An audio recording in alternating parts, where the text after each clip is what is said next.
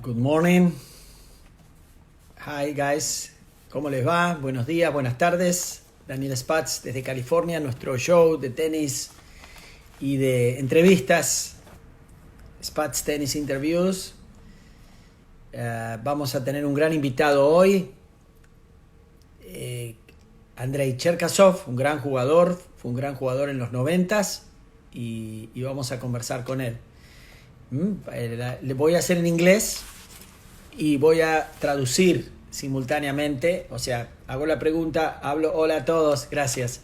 Es una entrevista muy exclusiva, no la podemos tener así nomás. So it's a very exclusive interview. It's not easy to get it. So I'm very excited, very proud of having Andrei in my tennis show today. Actually, interview show, not just tennis. Vamos a ver si Andrei, cuando entre, esté listo.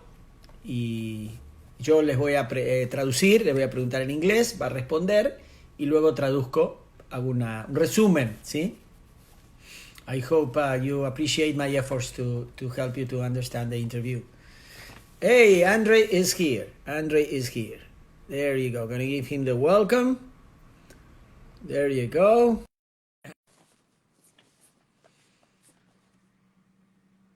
Andrei, Pao, hi. Hey! Hi, How Daniel. are you? I'm fine, thank you. And you? Wow, you look younger. This is my first appearance on Instagram. You see, I have the honor to say that. I couldn't. I think I never would done it if you would never request me to do this. Oh, thank you so much. It's an honor for me, Andrei. Thank you for being really on time. I'm here in California, as you know. You are in Bradenton, right? Florida. Yes, yes. Okay. I'm going to ask you in English, of course. You answer. Take your time. And then I'm going to translate to Spanish. Okay, good. Okay? Perfect. So, do you understand something in Spanish or not? Nothing. I understand in German. Okay. Not Spanish, unfortunately. But my daughter, she's learning Spanish, so she's going to be my teacher soon. Is she there? Is she at home? She's unfortunately went for the physical conditioning training. Oh, okay. And I was wishing that she'd join me, but okay, next time. Next time. Gustavo Carbonari is from Switzerland, great player from Argentina. He's there. And we have so many. I had two people who told me yesterday to say hi to you. One is Jaime Saga from Peru. Oh, yeah. And the other one, Nicolas Pereira from Venezuela. Oh, my God. We met each other in Miami, I think last year, yeah. Wow, yeah. Nicolas. Great memories. Yeah, so pregunté cómo estaba, me dice que es el primer interview que hace, primera vez en Instagram. I'm translating to Spanish, Andrei, y que está muy contento, que su hija sabe un poco de español, pero que ahora no está haciendo la parte física y que está muy contento de estar con nosotros y es un honor para mí. Obviamente le dije, es un placer. Andrei, you were number 3 in the world in juniors, right? Yeah. Yes. So what memories from your junior career? Yeah, actually, I never forget my match against Franco Davin. We played in Verona, and I played finals against him. And that time, Franco was already playing men's tour, and he had some great wins. I think it was even like maybe top. Andrei? Yeah. Can you hear me? Yeah, Andrei? can you hear me? Yeah. Are you listening? We lost a little bit the connection. Now we are back. Okay, I'm good. I can hear you. Go ahead. I said very good memories of your countryman Franco Davin when we played the finals in Verona in Italy in 1980. Oh. That year when I played my first final that year in May.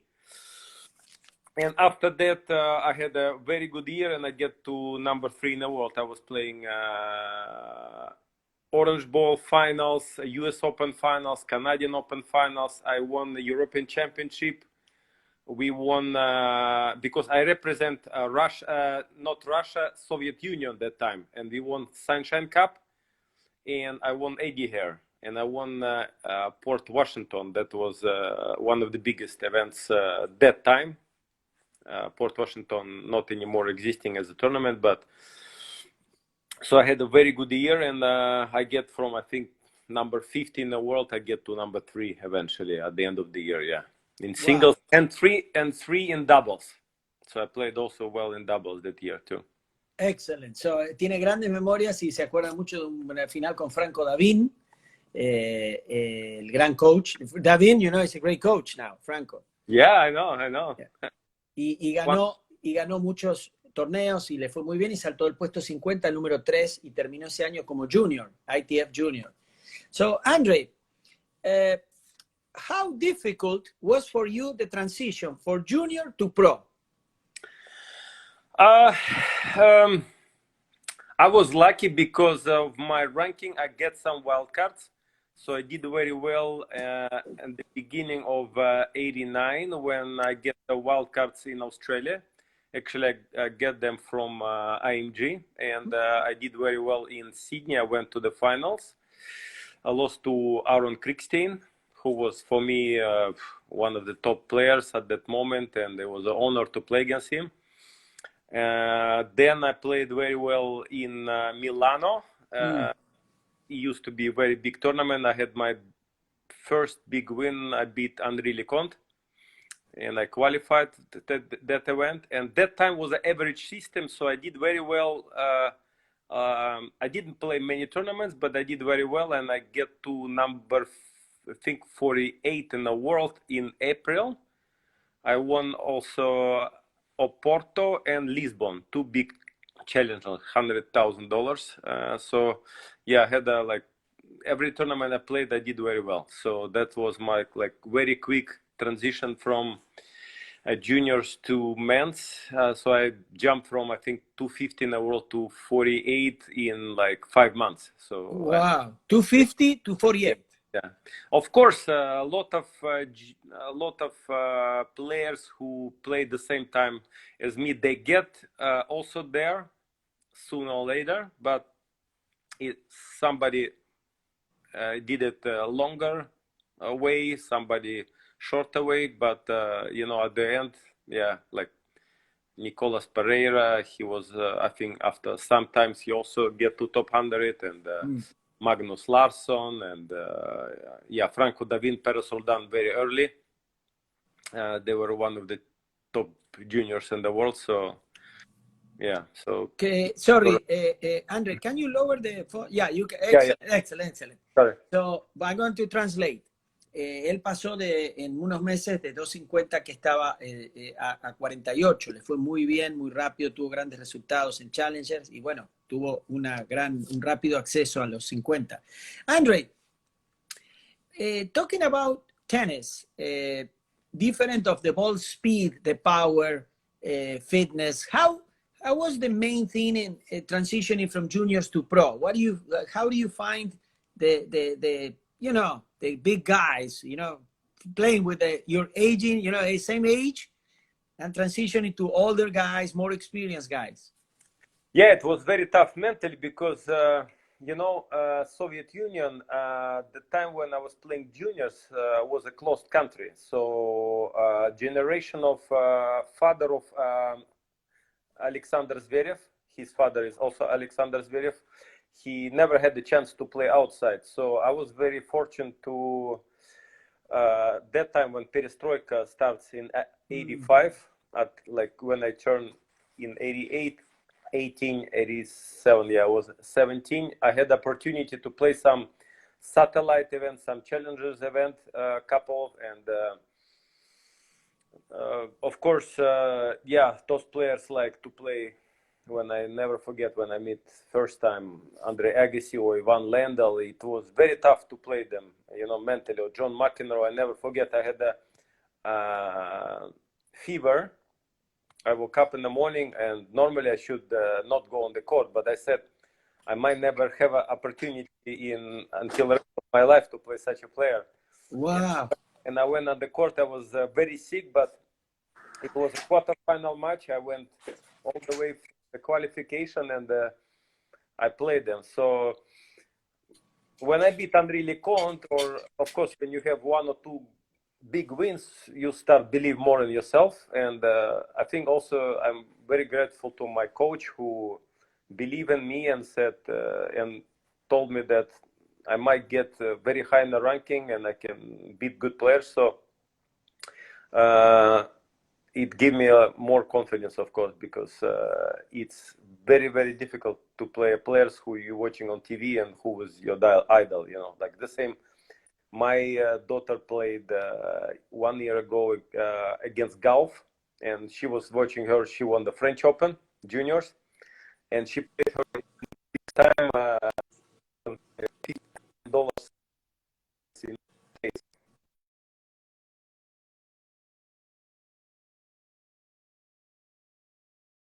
Yeah. The match, but Hola, Paul. Hi, Paul. Fabrice. Yeah. Andrei? Yeah. Yeah, we lost again a little bit of communication. Okay. Now it's good. Paul Forsyth is saying hi to you. Thank you. Thank you. Hi, Paul. Yeah, and Fabrice Martin. Fabrice Martin is also watching. Great player. Fabrice Martin. Yeah, I watched him at the IMG. He was practicing, so it was Good. fun to watch. Yeah.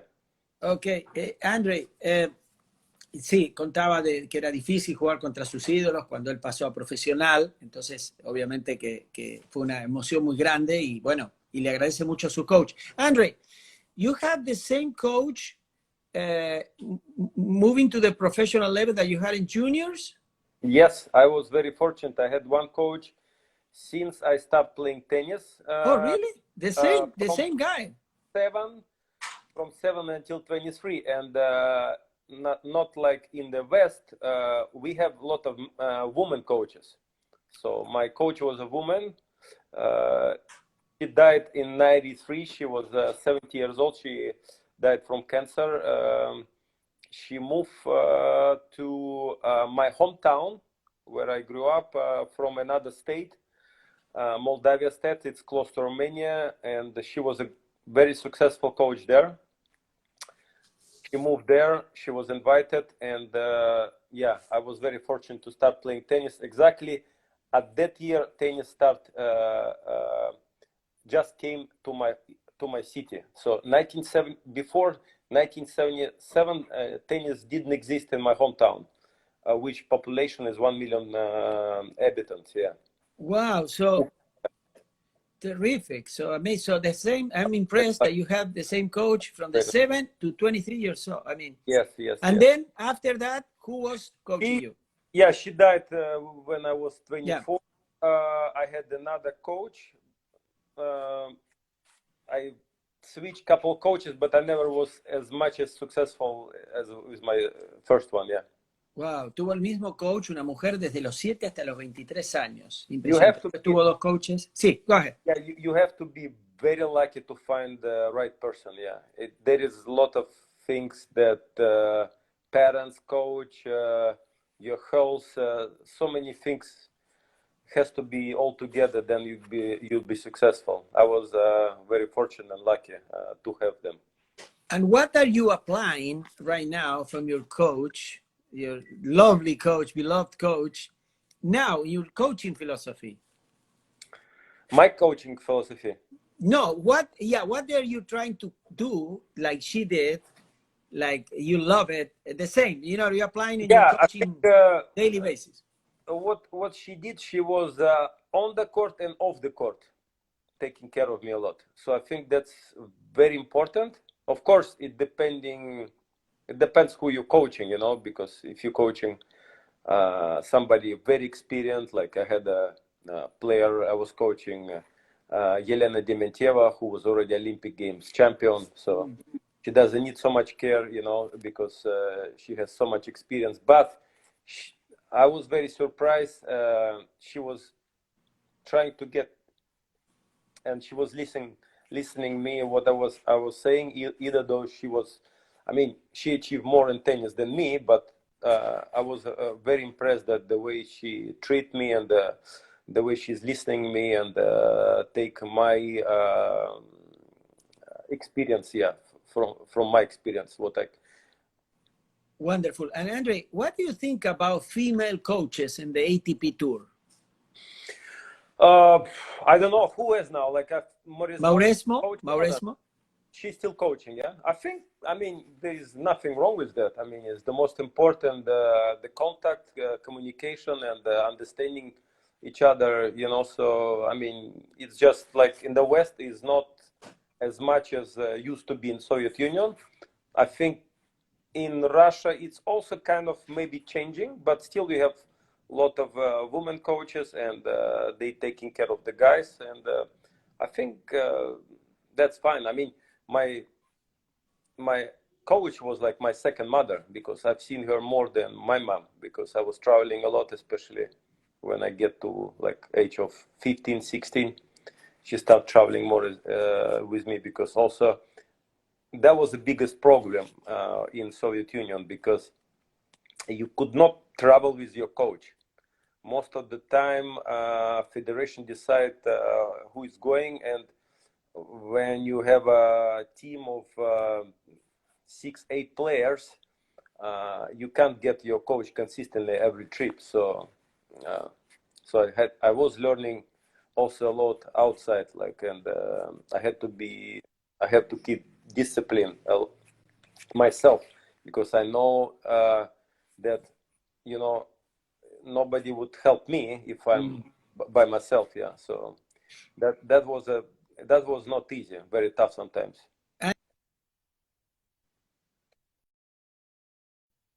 Pause. Andrei, have you had any pressure from your parents when you were playing, when you were a kid? No, that's one of the most that one of the difference between generation now, or like in 90s, and generation who start playing in the 80s and 70s, because great, very interesting. Parents that time was only parents. I mean, unless they are coaches. So my parents didn't involve at all. I mean, my father was good athlete, so we played soccer, we played hockey together, we played volleyball. So if you were outside, but I never had zero pressure from my parents when I played. I think that was very, very important. And if I see players now, like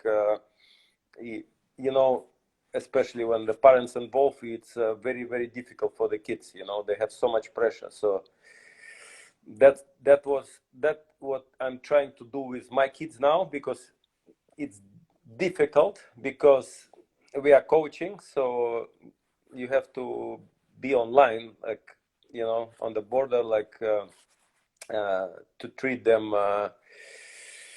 not to put too much pressure, and to know when you have to say, or when you have to be quiet. And it's not easy, because of course, I mean, my wife was a ex-pro, I was ex-pro, and it's very difficult sometimes to control yourself. So your wife was a WTA player also? Yeah, she was playing, but unfortunately she finished earlier. But she gets to 150 in the world in singles, and 70. Nice. She played Grand Slams and doubles. Oh. She had in South America, in Bogota, she won WTA event, and she had a couple finals. So what is her name? Her name Yekaterina Sysoeva. Okay. Sysoeva. Yeah, Sysoeva. Perfect. So she was in the same group as Anna Kurnikova, who okay. And they had the same coach, and they were top juniors. Yeah. Oh, wow, nice. She played her first final at the age of 13, future. And how do you guys met? Where you guys met? We met, of course, on the tennis court. I was coaching. Like me and my wife. I met my wife in a tennis court. Yeah, it was like we were divorced at that time, and we met each other. We actually had we ran the tennis school for 10 years in Russia before we moved to United States. Yeah. Awesome. And why, Andre? How many kids you have? Because you were saying that they play tennis, two of them. I know them. I know they're very, very good.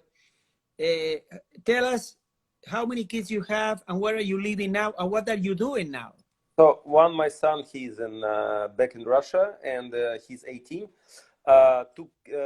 Two kids, 16, 17, you know them, and we have a little one. He's 5 years old.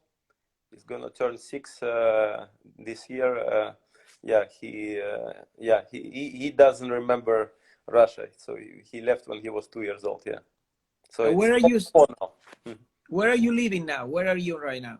We live now in Bradenton, and since next week I'm start working in camp in IMG. Actually, this camp starts running this week. It's okay. But I'm skipping this week because I'm with my little one, and I have a week off, and since next week I start working. Good for you. I'm happy that you're working again. Because it was a long break. I was doing a lot of stuff online on the internet. We were coaching videos and all the stuff, writing with our clients. I mean, students from IMG. But since this week, camp starts running. Yeah.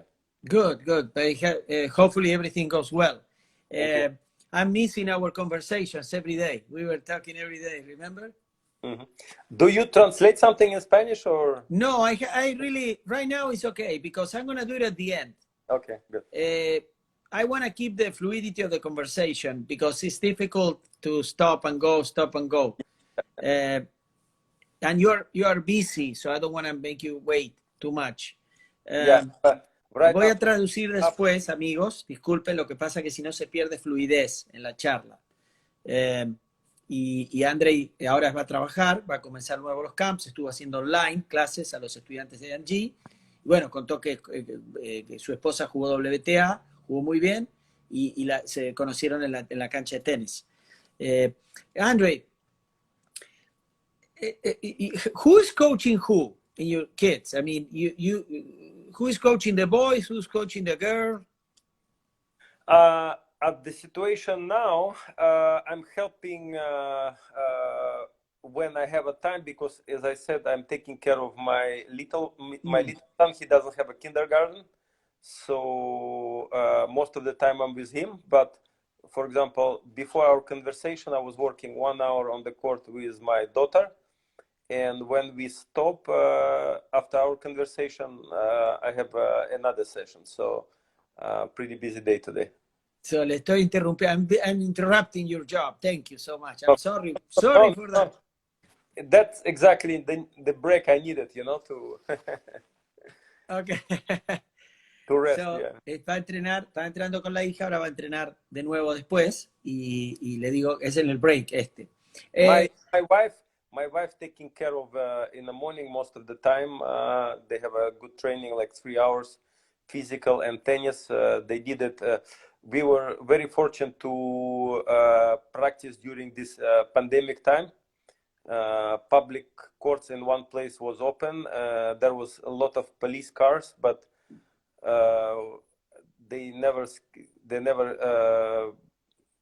never had a break. Yeah, they practice every day consistently. So that was lucky because in my community court, they shut down the court. Yeah, and all the amenities. Yeah, wow. Swimming, everything, like everywhere on the world. Yeah, so yeah, exactly.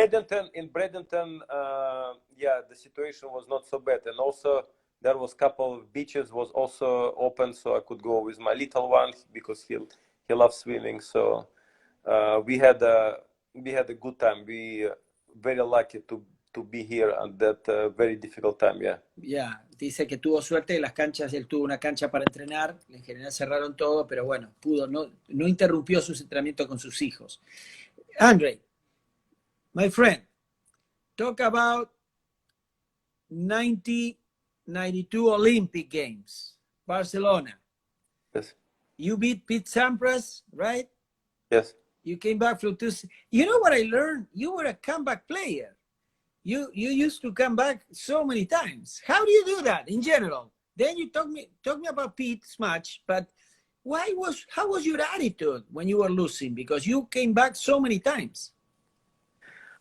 No, I think my philosophy of my coach was also that I have to play next point. Doesn't matter what happened. Actually, talking about the present director of ATP, Andrea Gaudenzi. Yeah, sorry. Tell the audience. Is the longest match? Is the longest match in 3 sets? It was the longest match before, I think, Moya and Nadal.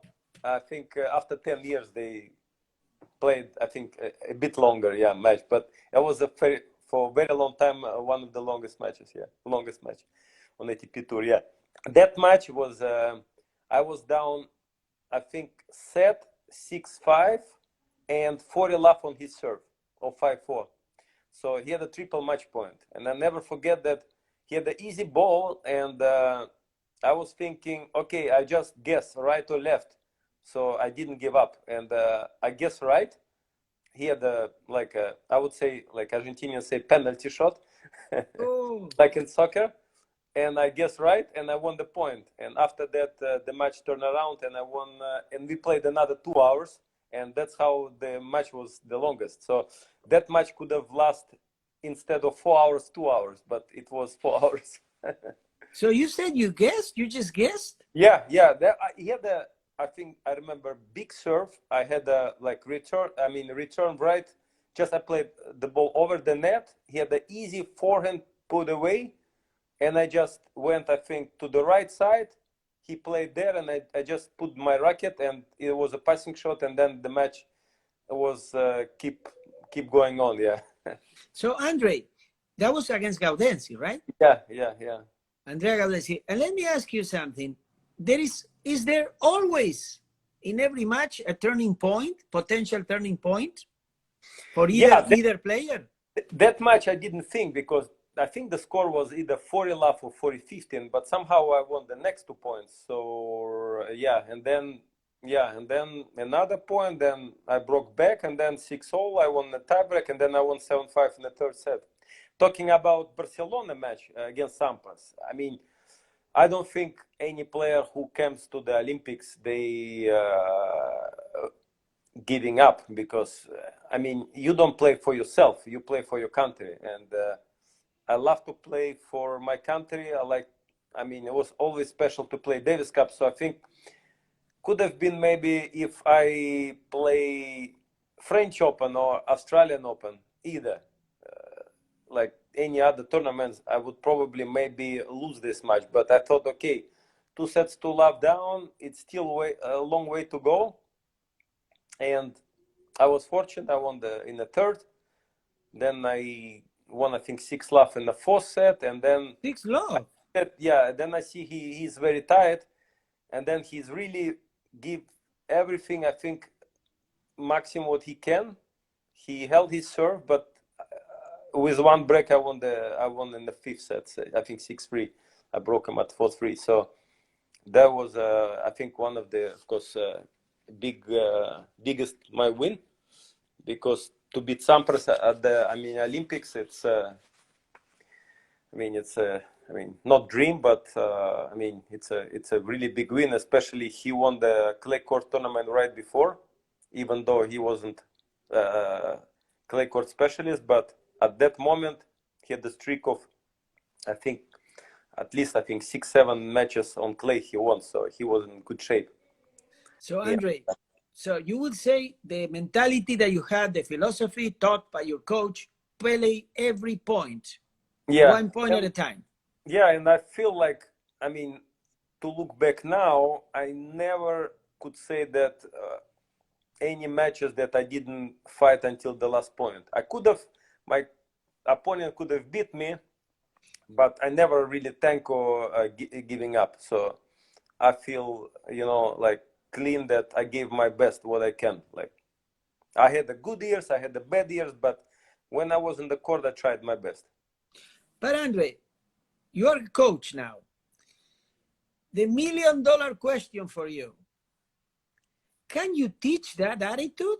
or is something that you're born with it? You could teach. I think if the coach really like with a player and working every day, I think that's possible. That's possible. I think you have to.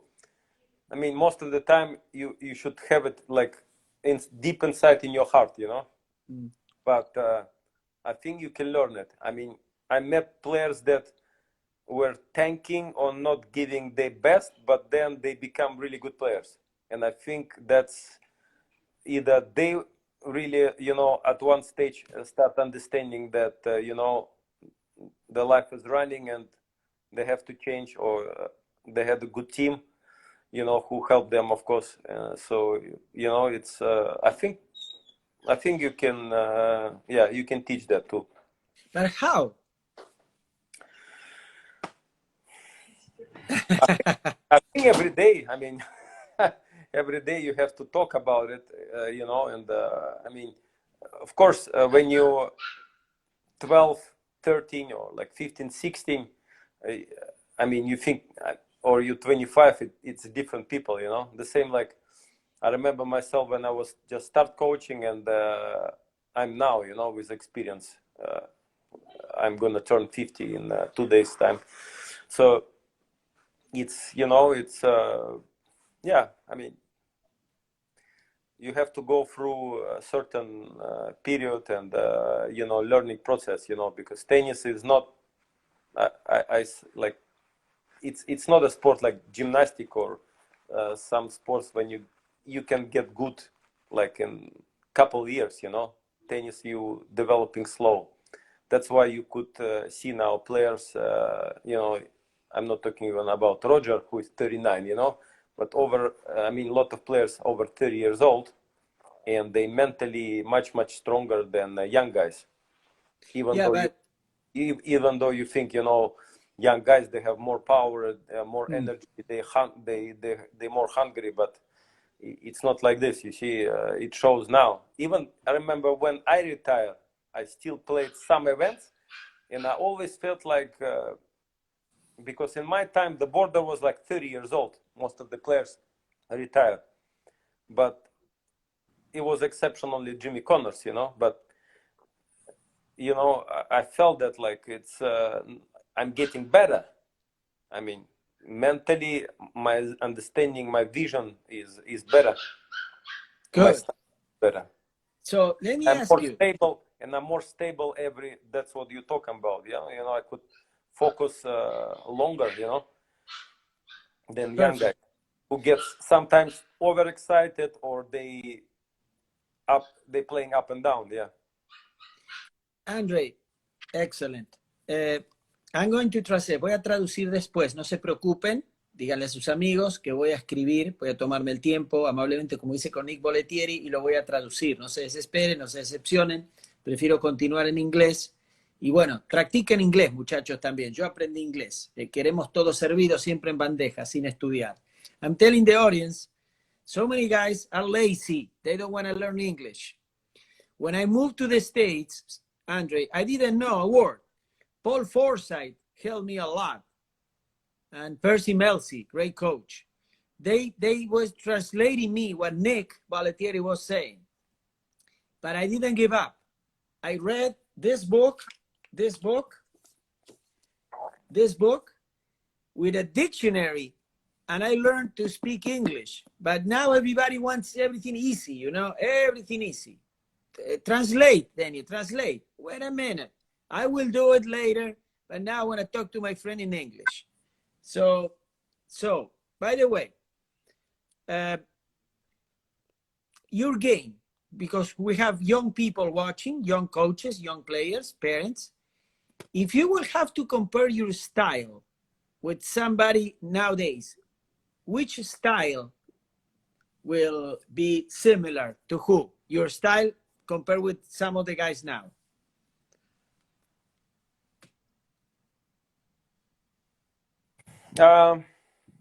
Philosophy of mine that I have to be all around player. So that's what I think. All the time. The other thing is, I never was a top player. I had some good wins, had some good results, but in my time I wasn't as good as generation. You know, there was like 20, 30 people compared to now, like maybe 4, 5, 6, or I mean top 3, 4, except Murray, yeah, who I think that was the most important, that you know, you have to be an all-around player. Yeah, that's what I was trying to do. I mean, physically also, like, I mean, if you like you know, Rodic or like you Isner or Karlovic, of course you playing with a style, you counting on your serve, you know, on the short points. But my style was that I tried to be all around, and not only counter puncher, but racing, you know. So, Yeah, the connection on is. indoor courts, you know. Sorry, Andrei. Andrei? Yeah, I can hear you. Can you hear me? Yeah, we lost. I honestly, I didn't understand what you say because it was so choppy, the connection. You said that you were all rounded, right? I said I tried to be all around player. He said trató de ser un jugador completo. Yeah. Yeah, now it's back. Now it's back to normal. Can you hear me? Yeah, I said I tried to be all around player. Maybe I was too defensive sometimes with big players. I didn't think that I could beat them to be very aggressive, but I was working a lot on my aggressive game. I understood that, you know, because with the modern rackets and the balls, I mean, you gotta be aggressive, you know. So I mean, my best part was my legs, but I tried to, I mean, to work on my game, to serve well, to come in more to the net. I mean, I had 2 titles indoors in Moscow, finals in Brussels indoors, finals in Bucharest on clay, Sydney on hard court. So, I mean, I had some good results except grass. I mean, in all the surfaces, yeah. Thank you. Sorry, somebody, Bettina, a journalist in Argentina, say, what a good interview. Congratulations. She's a very good journalist, tennis journalist in Argentina. Thank you. So greetings from Argentina to you, from my country. Argentina is a great country, you know. Russia, Argentina, very well known as a soccer country, you know. Football. Yeah, football. Yeah, football. So Maradona, Zico, Kempes, you know. Messi. Messi is fantastic, you know. So I'm not talking about. He was just a couple of years ago for the World Cup. So yeah. Unfortunately, I wasn't there because my apartment is 5 minutes away from the stadium. Oh, wow. Central Stadium in Moscow. So I could have. You like football? What's happening? I love. I think Russia is crazy about soccer. I mean, if you see that how organized was the World Cup. I mean, even though we don't have such a great results, but we did very well that championship. Yeah, and, you beat Spain. Yeah, it's fantastic. Actually, that was 5 minutes away from my home. Exactly, that was even better. Andrei, what do you have any weapons, noticeable weapons in your game? You said your legs were very strong. I think my passing shot, return of serve is pretty good, and I think I have a pretty good touch. Not bad. I was working a lot on it, especially in the juniors. I had 2 players from my country, number 2, number 3, that they were like a wall. So when I played against them, it was like, you know, when Murray and Djokovic and Federer talk about themselves, that they say like every match you learn something and you developing. And I'm very grateful for these 2 guys against whom I played, that you know, I was try to come in more in practice. You know, I practice drop shots and like a serve volley game. So I really improve a lot to have these 2 guys because the way they played, it was very tough to win just to hit the ball over the net. Yeah. And Andrei, do you agree when people said, fans, coaches, journalists, that tennis now is just power, power, power, and you don't have too much strategy, tactics going on because it's all about hitting hard, or not? No, that's wrong. That's wrong. Because I talked to Mats Wilander, who is, one of the greatest commentator now, and he's really into the tennis, and he said, like, when he talked to top players, for every match they don't look too far in the draw that they have to meet each other. Like every match they preparing, they have a tactic.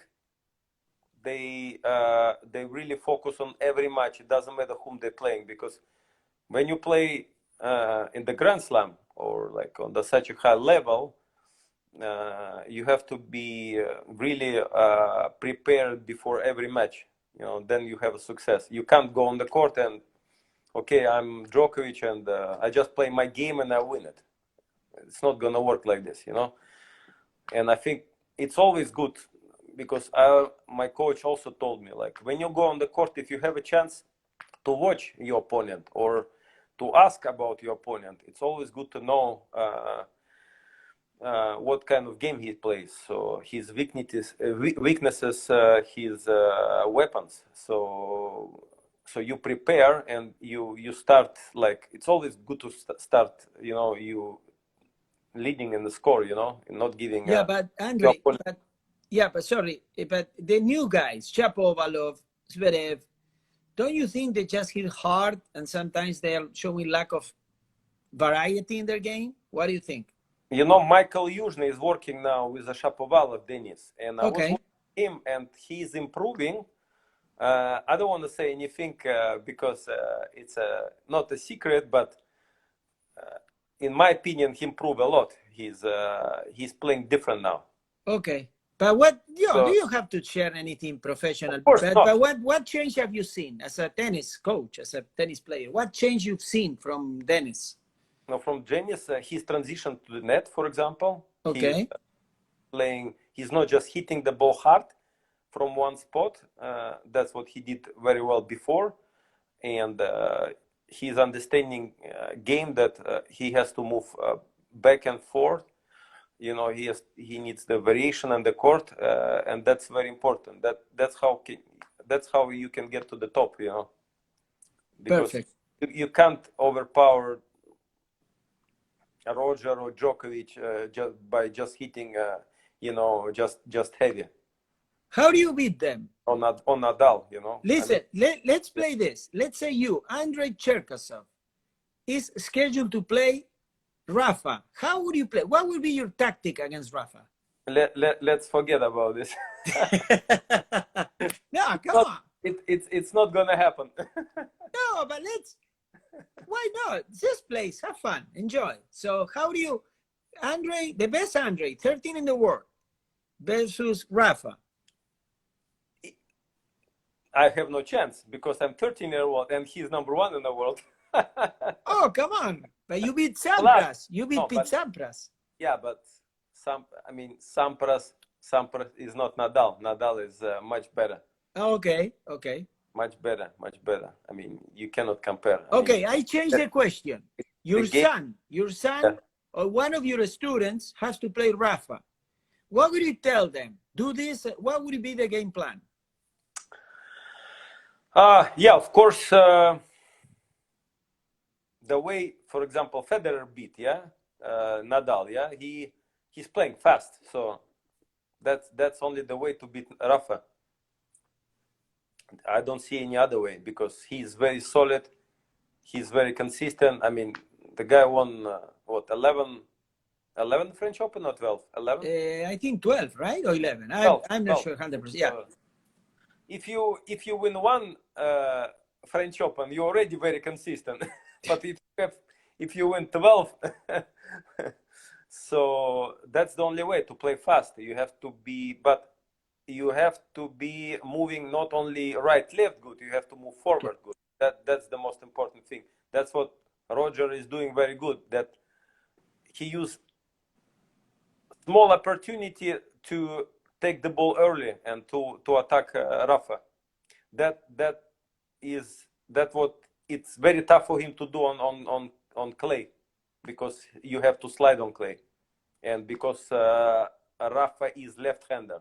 If Rafa would have been right-hander, I think for Roger would be easier, but because of his lefty, and Roger, of course, key is forehand and attacking game. That's why Rafa is a king on clay. That's why he's beating him consistently. Yeah, but on the fast surface, most of the time Federer winning. So. And Andrei, you think Rafa has the best mind in the sport? I think so. Yeah. I mean, all of them very tough. I mean, it's tough to say who is tougher mentally. I mean, it looks Federer that he play easy, effortless, but you have to imagine how much he's working to get what he is at the moment, and keep doing this at age of 38, 39. And the same as Djokovic, he's improving. He got beaten before by these top guys, but now he stopped beating them. So he's learning, he's improving, he's very patient, he wants to be the best. So all of them is just fantastic, so it's tough to say. Andrei, Paul said that Paul Forsyth saying that you know a lot about tennis. Not as much as him. He said, keep getting information from you. Look, I'm learning from him. He's a very interesting person. Yeah. I'm still learning. I'm learning here at the academy too. At the MG, I was learning in my years when I had good experience when I ran my tennis school. When I quit as a pro, I thought I know everything, but it's not. I was mistaken, but I'm happy that I'm still learning. That's great. You are very humble. Andrei, do you recommend the coaches all over the world listening to teach the whole game, complete game to the students from the early stages, slice, drop shot, going to the net, angles? Yes, of course. The most important in the beginning when you growing is the quality and then quantity. Yeah, but unfortunately, most of the people, they want to see the results quick. They have quantity and then they burn out. Because of the quantity, the muscles and the body and the strokes, it's difficult to change.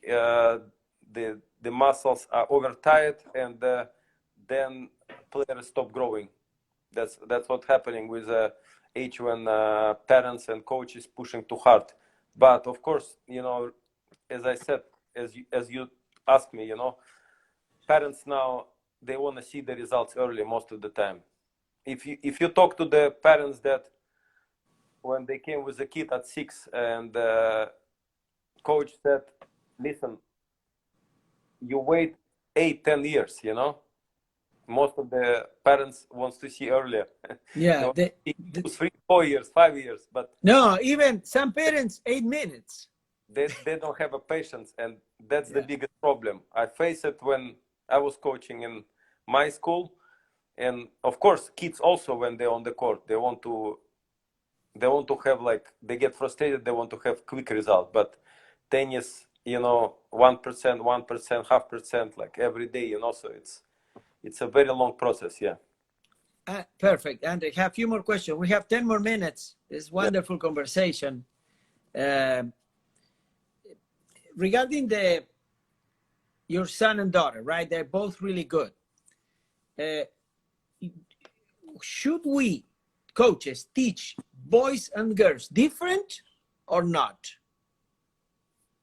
Of course, different. But now women's tennis is become more like a, men's tennis, as I see Like I was traveling with my daughter. She was playing some matches in Tampa, and I see that the way the girls playing, like for example, last match I was watching my daughter play against a girl who played serve volley on clay, first and second serve, and she did it so relaxed and effortless that it was like normal, you know, like even guys now not serving volley sometimes, you know, and the way they move, the way they playing drop shot, and they slice more, and it's become also more like all around game, you know. So that's, I think it's a future for tennis, you know. So I think it's more changes in the women tennis than in the men's tennis, I think, even, you know, because very interesting. guys and guys, you know, also, but the most important, psychologically, girls and boys very different. So for example, I have a boy and girl, and my wife, she knows the key to her daughter, of course. She know what to say as for her experience as a player, and experience her ex-coach, you know. So, and I learned it also a lot. Like I know how to talk to them, so it's different, yeah.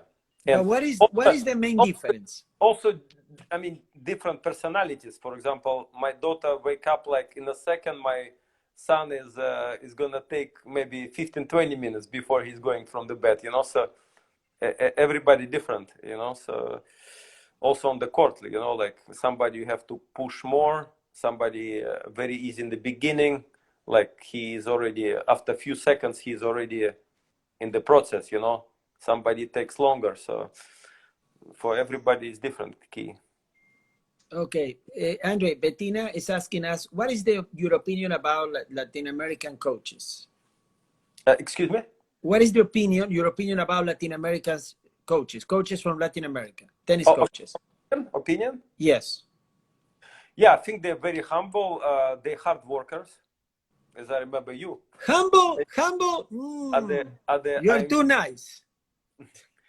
So, I mean, I remember myself when I travel, I mean, South Americans also always, players and coaches work very hard off the court. I think like Spanish South Americans, they always impress me that the way they work. And I thought always, you know, I have to learn a lot from them. Yeah. Good. And how about the Russian coaches? I never forget Guillermo Perez Roldan and Franco Davin practice. I was especially coming for this practice and watching how they're doing, because Davin was my age, but he was so much better at the age of 15, 16. You know, I only get as good as him like at the age of 19, 20, you know. So yeah, it's good memories.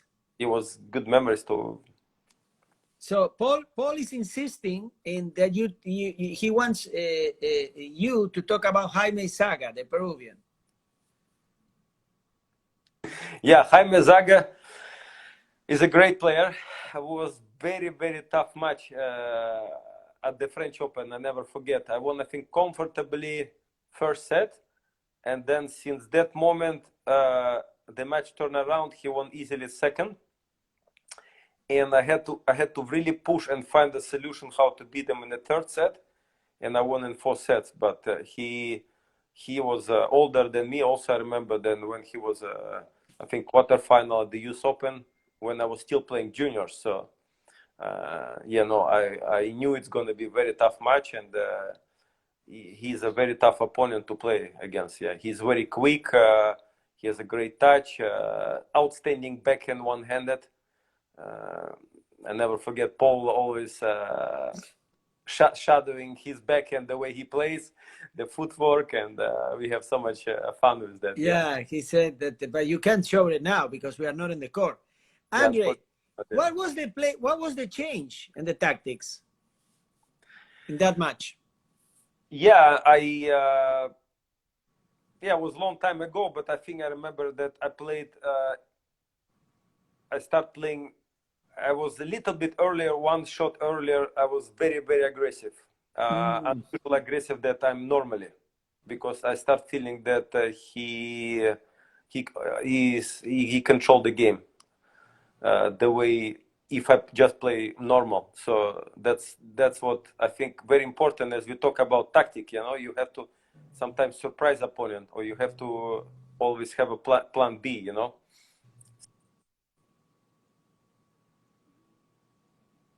Oh, we lost a little bit the communication. All right, now we lost it. Yeah, Yeah. go ahead. Plan B. You said the last Yeah. thing that I heard was plan B. Yeah. Yeah, you have to come in like you have to play certain volley. For example, when I played Emilio Sanchez, I played almost every certain volley because I knew that he's so good and physically so much better than me that I have no chance. So I have to play more aggressive than usual. So even on clay. So that's why I think I beat him. Like I think it's like he beat me 3 or 4 times, and I beat him also 4 times. But he had a better career than me. But yeah, I was able to beat him, even though he was number 8 in the world. Like when he qualified for Masters, I beat him right the tournament before in Moscow, and I was playing the best. I think one of the best my matches in my life. Yeah. Wonderful. We have only 3 more minutes. I want to finish with a few questions, and you have to answer quickly because it's questions, Yeah. precise questions. Your Yeah. favorite surface to play? Slow hard court, I think. Okay. Favorite tournament? Tournament. Unfortunately, I didn't play in South America, so I would say Melbourne. Melbourne. The Grand Australian Slam. Open. Great, yeah. Okay. Yeah. Favorite city to travel, to visit? A lot of great cities, very beautiful. I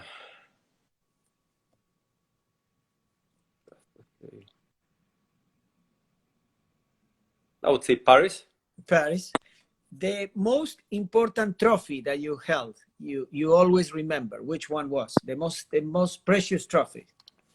I think I put on the same 2 tournaments, bronze medal at the Olympics, so Barcelona, and Moscow first ever ATP event in Russia. Yeah, so that was spectacular, 15,000 in indoor facility.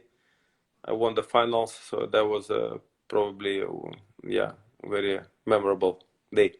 Wonderful. The best victory, the best win in your life? There was couple, probably Sampras, as you mentioned before. Yeah. Probably Sampras before, and John McEnroe. John McEnroe. In Paris on the center court. Yeah, that was a great match. And Stefan Edberg. So I think these 3 wins, Edberg, McEnroe, and Sampras, I would put on the same level. Yeah. Wonderful. And to finish, Andrei, we have the biggest lesson that tennis has taught you. Which was, what would you say? We have 1 minute, 30 seconds. Biggest what? Excuse me? Lesson that tennis has taught you. The biggest lesson for life. Biggest lesson for life.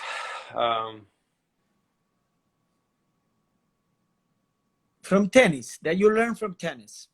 From tennis.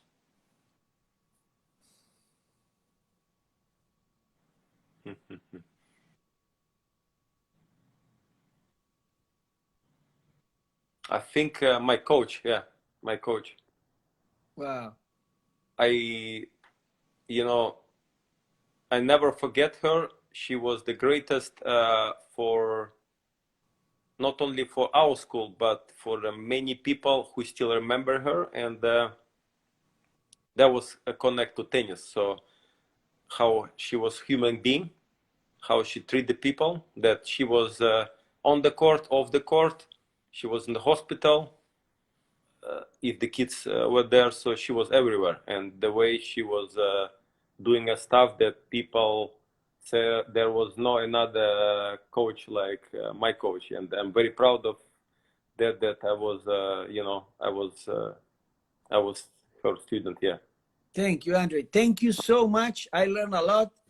I hope we stay in touch more often. Good luck. Hi to your family. God bless you. Thank you so much. Thank you. God bless you.